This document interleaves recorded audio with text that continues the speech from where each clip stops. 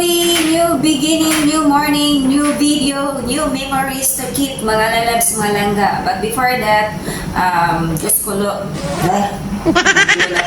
gusto ko lang po sana kayong batiin na good day sa inyo lahat, good morning, good evening, kung nasaan man kayo naroroon ngayon. But for the Philippine time and Hong Kong time, good evening po sa inyong lahat, mga lalabs, mga langga. So, for today's video, cheers. Kakain ako ng bread. Kakain na naman. So, ito na kasi yung time ko, guys, na makapag video. At saka gusto ko na rin mag-ask ng sorry sa aking mga ka-IBP family tungkol sa hindi ko pagsipot kagabi sa aming usapan for birthday celebration extension, birthday celebration ni Gang Heidi doon sa YMC. Kasi ganito po yun, kahapon kasi nasa plana talaga na pupunta ako. Kaso lang, may mga unexpected na mga pangyayari na tuloy nakalimutan ko yung yung usapan na pumunta ng YMC. Kasi kahapon, after ng misa, so syempre nag-lunch kasi past 12 na yung misa natapos. And then, kakain ng lunch. And then, after ng lunch, magpa-practice kami sa aming presentation for Christmas. Kasi, yung Christmas party namin is gaganapin ngayon, December 21. So, nakaplana yon. And so, ang presentation kasi namin sa amin sa liturgy ministry is ako yung naka-assign to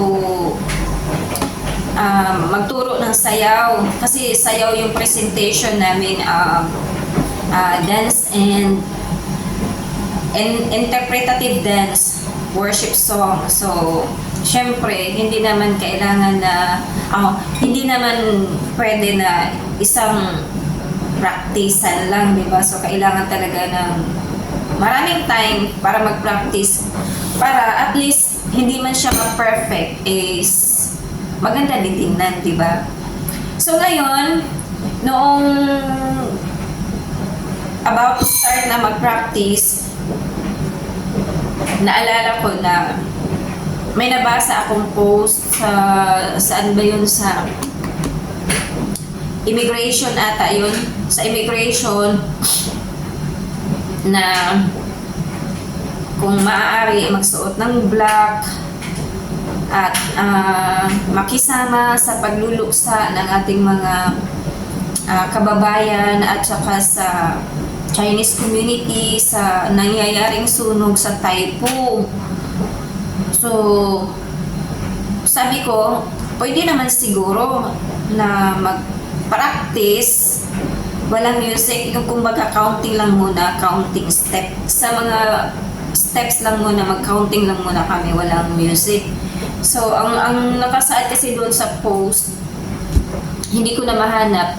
At saka, parang circulated na siya dito sa social media, dito sa, hindi lang ata dito sa Hong Kong, all over the world na kasi. Nakita ko din post ng ibang vlogger, especially vlogger dito sa Hong Kong, na yun nga ang dapat gawin, makiisa tayo sa pagluluksa ng ating mga kababayan na affected dito sa fire na ito, doon sa Wong Fuk Court sa Taipu. So, nung lumabas ako sa covered court, yun nga, nakita ko nga yung flagpole ng school, naka half raise lang yung flag nila, so meaning nagluluksa talaga sila. So sabi ko, hindi mo na tayo magpa-practice parang hindi rin tayo pwedeng magka-counting kasi ayaw ko din na makita kami ng school guard na yun nga nagsasayaw kami kahit walang practice sayaw din naman yun eh. So sabi ko, kung hindi tayo makapag-practice ngayon, pwede natin i-change na lang yung presentation natin kasi kung next week naman magpa-practice, hindi rin siya pwede kasi may iba rin kaming event. So, bali naka-plan na talaga siya sa bawat linggo, sa bawat Sunday. May mga corresponding na event na talaga siya na gagawin namin. So, next Sunday, hindi rin kami makapag-practice kasi may Advent recollection kami. Mag-start siya ng 2 o'clock, tapos matatapos siya ng 5 o'clock. So, after that, hindi ko rin naman sila mapigil na aalis na kasi yung iba ko kasing mga kasamahan maaga din silang uuwi. And then kung after mass na din kung after mass naman kami magpa-practice, hindi rin siya pwede kasi after ng mass right away mag rin kami mag adoration. So Adoration of the Blessed Sacrament. So, continuous yung activity namin sa hapon. So, syempre, pag after ng recollection sa hapon, hindi naman siguro right away na on time na matatapos yung recollection namin sa 5 o'clock kasi syempre, hindi rin natin alam kung yung speaker namin is on time talaga siya matatapos sa ganung oras, 5 o'clock. And then kung matatapos din naman siya 5 o'clock, kami din as sa community, may mga kanya-kanya kasi kaming assignment na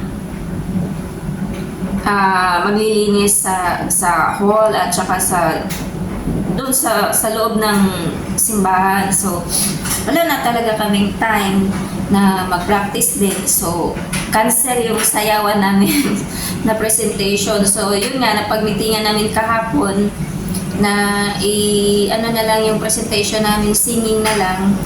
So, ako na lang maghahanap ng song and then practicean na lang namin individually dito sa bahay kung may time. Kasi, so wala na kaming time mag-practice. And ang gagawin namin is na lang, kumbaga final practice na lang kami sa presentation during Christmas party. Kasi next week is December 7. So next week is December 14. So December 14 naman is gagawa kami ng aming Belen. So after ganun pa din, after ng mass, mag-lunch. And then after lunch, yun, gagawa ng Belen. So hindi rin namin alam kung anong oras kami matatapos sa paggawa ng Belen. So wala na talaga kami yung enough time para mag-practice. So yun, hanggang sa nakalimutan ko ang oras, mga lalabs. Nakalimutan ko ang oras. In fact, noong nag-message si Gangay kagabi, kahapon, saka ko lang naalala na mga pala, may usapan pala na pupunta ako doon sa kanila. Pagtingin ko sa oras, alanganin na kasi hindi pa kami tapos nag-meeting. Meeting ng whole community sa bawat ministry. Kasi nga, about doon sa presentation at sa mga activity na coming. So, yun. Hindi ko na naalala yung usapan na magpunta doon sa YMC. So, sorry gang. Next time na lang. Busy ang beauty ko kahapon. Kinancel ko nga yung part-time ko kasi yun nga dahil nga sa presentation kasi ang ganapan kasi namin sa ministry namin during Christmas party, hindi talaga kami nakapag-practice na yung proper practice talaga ba. Yung matatawag namin na proper practice during sa presentation, yun yung ginawa namin. Kumbaga, final practice, first and final practice sa presentation. So, yun ang galawan ng liturgy ministry. Kaya, gusto ko sana na itong presentation na to is mahanay yung baga flow, smooth ang flow ng presentation namin. So, hindi ko alam kung anong magaganap sa sa Christmas party namin kung ano ba. Kasi syempre, iba kasi yung yung presentation na galamay nyo na ang galawan ninyo, di ba? So, ito kasi on the spot, parang ma-on the spot na naman kami nito. Sa lahat ng ministry, kami lagi ang practice on the spot. Yung kompleto kami na magpa-practice. So, yun yung tinatawag namin na first and final practice sa aming presentation. So, yun lang.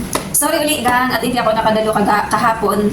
Kasi yun ang reason. Nakalimutan ko talaga, gang, iba na talaga pag matanda na. Matanda na. Yan. So, yun, continue eating. Almusal.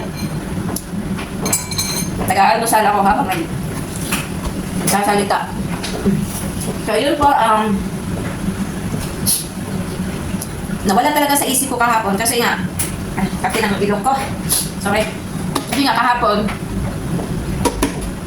after ng ano namin, dun marami kaming ginagawa kahapon. Kami yung nakaschedule sa cleaning ng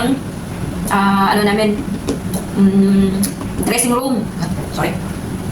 Kami yung naka-assign sa dressing room na maglinis at saka sa toilet. Kasi bawat ministry may naka-assign kasi sa cleaning. May cleaning sa hall. Yung sa nakita niyo yung video doon sa hall na naglilinis kami or nagliligpit kami ng mga upuan after mass. May kanya-kanya kaming schedule. Sa dressing room meron din. Sa kitchen meron din. Sa toilet meron din. So, kami kasi naka-assign as a 5th Sunday.